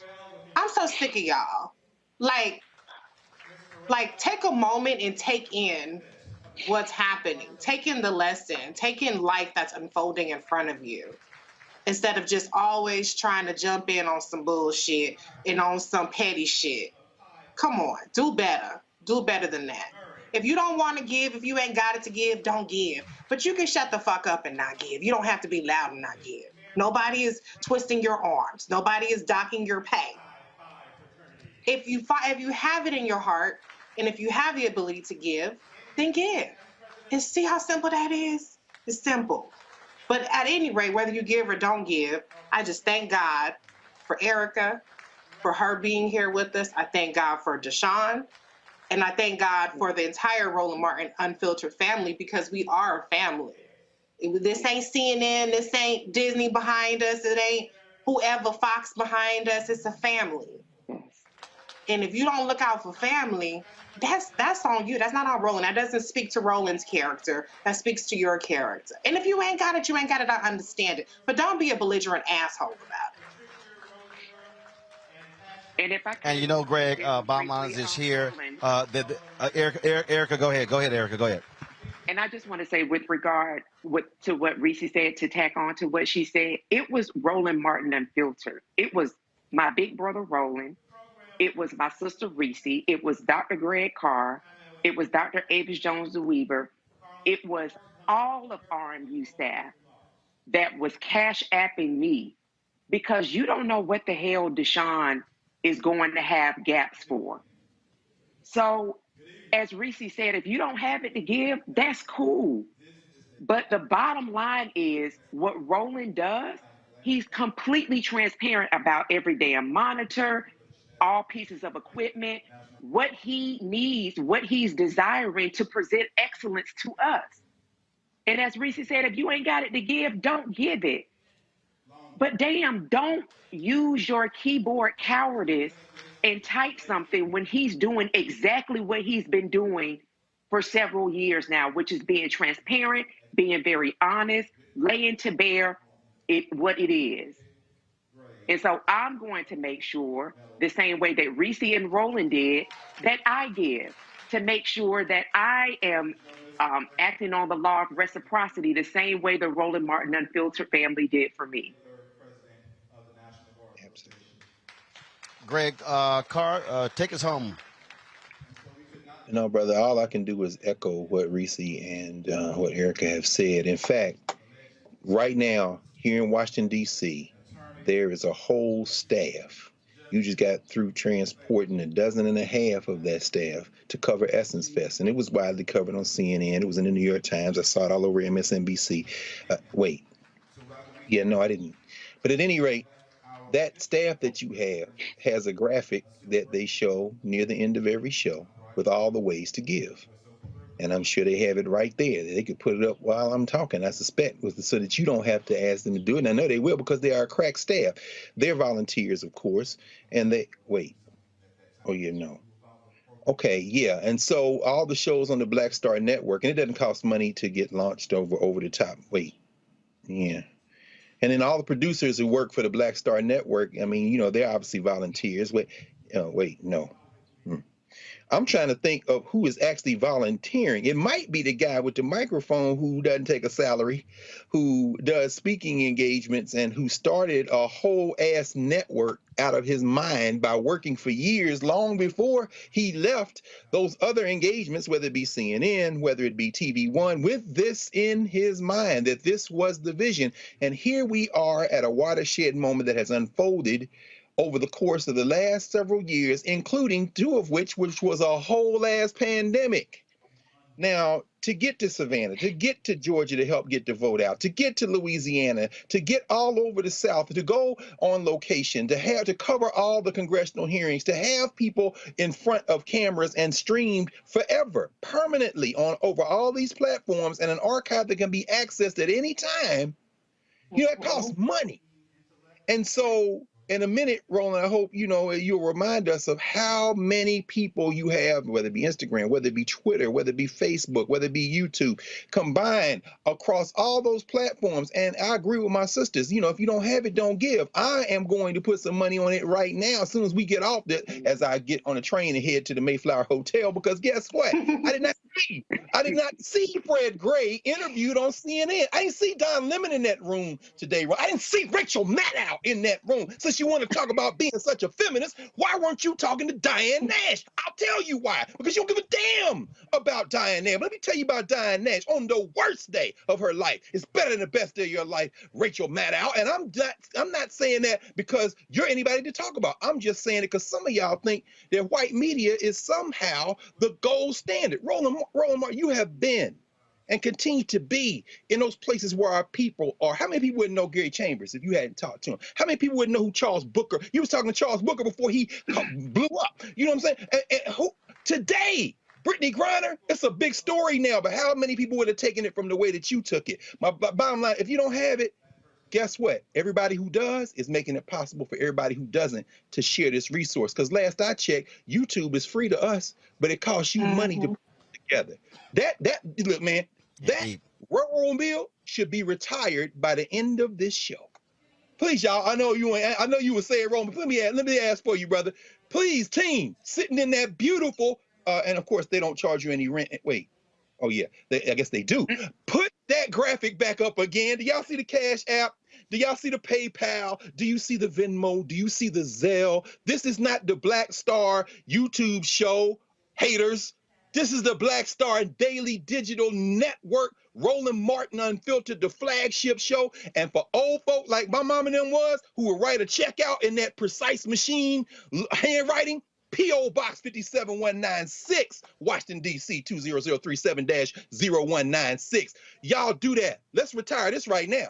It should be a new railroad bill completely paid for by the time. And I should end with this, Roland. Did you say it's a black-owned company? Let me tell you about Roland Martin. While y'all talking about this black empowerment and running out and giving your money for tennis shoes and the latest this and that and letting your master have your last dime. Roland Martin looks for black people. Go to his studio. Black art. Black people hung the lights. Black people stringed together electronics. Black people all over the walls. He done found a black company to replace it. So guess what? By the time that thing comes here, now not only should it be paid for, we ought to have another reserve $200K to pay for that. Brother Deshaun, heal, brother.